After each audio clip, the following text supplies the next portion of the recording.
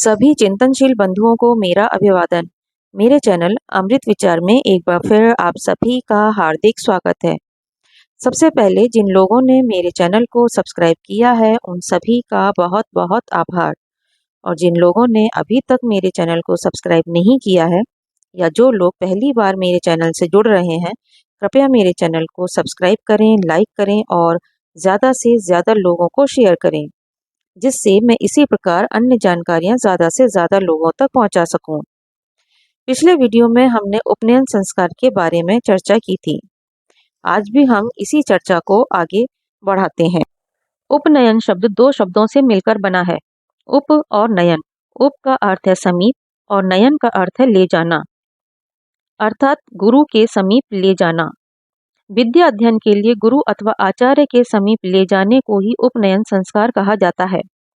Australian गृह सूत्र में लिखा है कि गुरु शिष्य के प्रति कहता है, मम व्रते ते हृदय दधामि मम चित्तम अनुचित्तम ते अस्तु मम वाचम एक मना जुषस्व बृहस्पतिष्व नियुनक्तु मह्यम।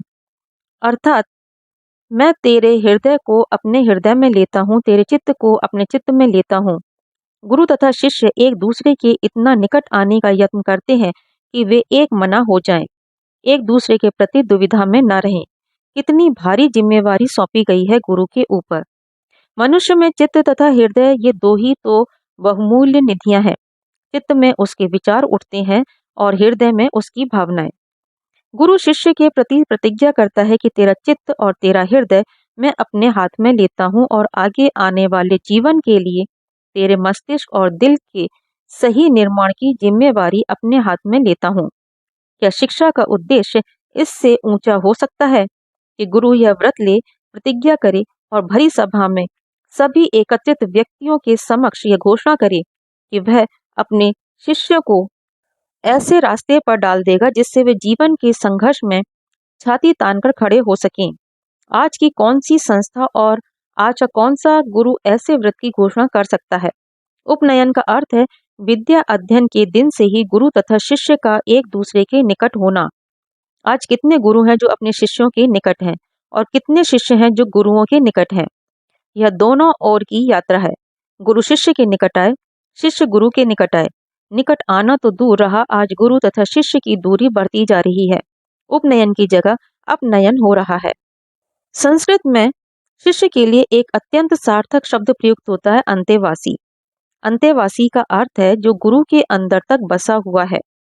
उपनयन संस्कार करते हुए शिष्य को कितना अपने अंतरतम में ले आता है गुरु, इस भाव को दर्शाने के लिए अथर्ववेद में कहा गया है, आचार्य उपनयमानो ब्रह्मचारिणं कृणुते गर्भमन्तः तम रात्रि तिस्र उदरे बिभर्ति तम जातम द्रष्टुम अभिसंयन्ति देवा।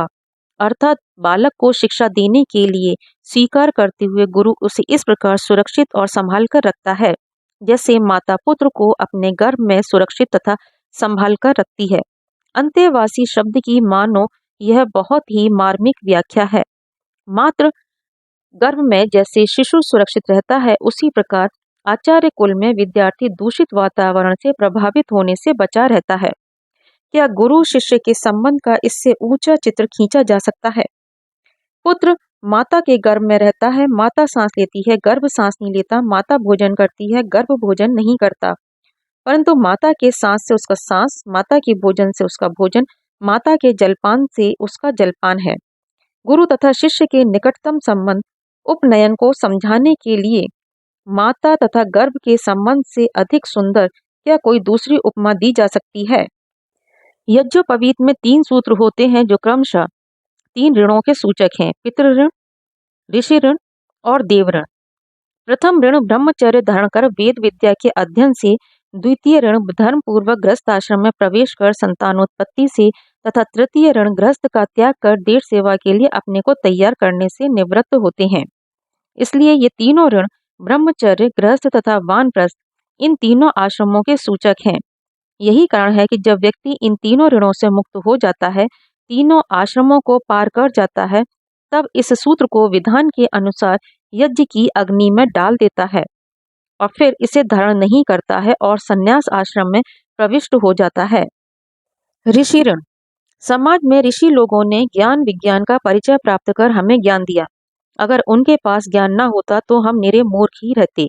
जैसे उन लोगों ने ज्ञान प्राप्त कर उस ज्ञान को हम तक पहुंचाया है, वैसे ही हमें भी ज्ञान प्राप्त कर समाज में आगे से आगे ज्ञान गंगा के बहते रहने का प्रबंध करना चाहिए। इस बात को यज्ञोपवीत का एक सूत्र हमें याद दिलाता रहता है। जब हम ज्ञान प्राप्त कर रहे होते हैं, तब ऋषियों द्वारा हम पर छोड़े गए ऋण की याद कर रहे होते हैं। यह कार्य ब्रह्मचर्य आश्रम में ही होता है, इसलिए ब्रह्मचर्य आश्रम हमें ऋषि ऋण से उऋण होने की याद दिलाता है। पितृ ऋण। हमारे माता पिता ने ब्रह्मचर्य आश्रम समाप्त कर गृहस्थ आश्रम में प्रवेश किया और हमें उत्पन्न किया। अगर वे गृहस्थ आश्रम में प्रवेश न करते तब हमारा जन्म कैसे होता। इसी प्रकार हम ब्रह्मचर्य आश्रम को समाप्त कर युवावस्था में गृहस्थ आश्रम में प्रवेश कर समाज को उत्तम संतति प्रदान करें, जिससे समाज का पिता से पुत्र, पुत्र से प्रपौत्र, इस प्रकार का सिलसिला बंधा रहे।